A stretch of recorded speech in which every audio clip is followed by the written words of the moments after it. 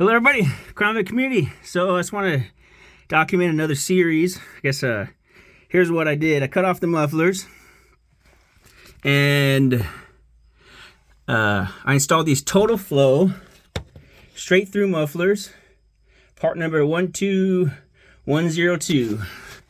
There's some sexy pipes, not too much. They're probably the best straight throughs for the price too. And here's what I did. See that I wound some stiff solid wire around the end on each side, and then I routed it up through those holes, which I bent down. They were they were parallel to the ground. Then I bent them down, and then I pre-wound that end tight, and then on both sides, and then and kind of measured it out, and then I slipped them on. So now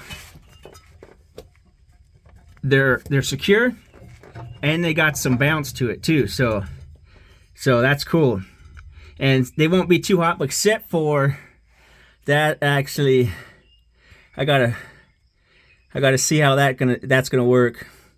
It's aimed right at the I'll see how that works. But damn, that looks cool, huh?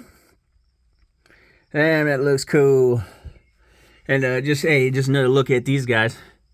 Maximum Motorsports 90-04 lower control arms. Only do those. That's how you never see that video of the guy and the other like race reviewer, like car guy reviewer on a black Crown Vic. He did a few things, stripped the interior, did some other stuff, and Maximum Motorsports helped him out. And this is the lower control arm from Mustang. It weighs 2.2 pounds. Super light, FK rod ends, super buttery, no squeaks. Not the most expensive FKs, but damn, it's smooth. And the reason I really got it was because these spacers, they're really secured in. They're not like a slot, like a slot in, or I think they're machined with. I don't know how they did it, but press fit, of course, I'm guessing, but pretty damn sweet. And it made a huge difference. I got these new rims and tires, Sparcos, and I was getting wheel hop like at any track, basically from stop to go, and it was just annoying. And no more wheel hop, guys. And the reason is because they did that.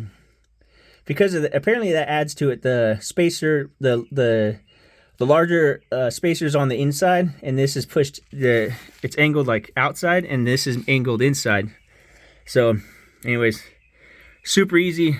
You have to provide your own hardware on the front, or just reuse the one. You can use the hardware they provide in theirs on the rears. So anyways, I'm gonna see how this sounds.